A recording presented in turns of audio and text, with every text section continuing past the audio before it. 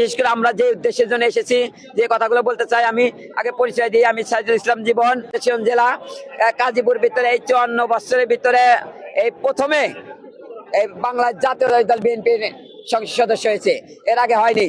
তা আমরা আমাদের নেতা তারেক রহমানের কাছে, সেলিম ভাইয়ের পক্ষ থেকে আমরা তারেক রহমানের কাছে বলতে চাই যে জন্ম নিবন্ধনে কাজ করতে গেলে ওখানে ভোট অফিসে গেলে ওখানে টাকা লাগে, ওখানে টাকা ছাড়া জন্ম নিবন্ধনের কাজ করা যায় না।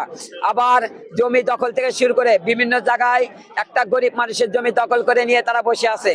তারপরে প্রত্যেকটি এলাকায় চাঁদাবাজ চলছে এবং দুর্নীতি চলছে।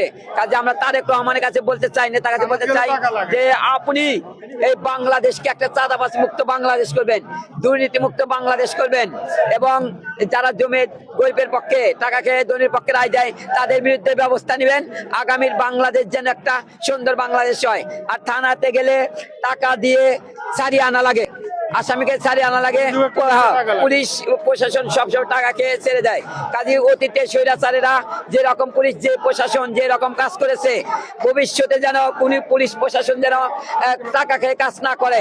যদি কোনো পুলিশ প্রশাসন অতীতে স্বৈরাচারের মতো কাজ করে, তবে আপনি তাদের বাংলাদেশের সকল সংসদ সদস্যদের বলে দিবেন যে তারা যেন আর কোনো এই দুর্নীতি কাজ না করে।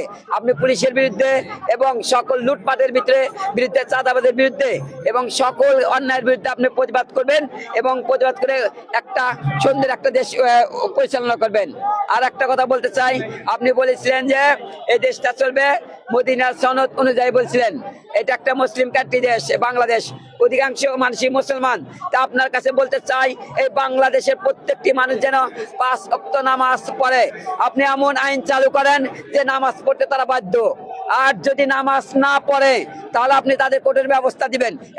এই আইনটা চালু করবেন, এটা আমাদের নেতা তারেক রহমানের কাছে বলতে চাই।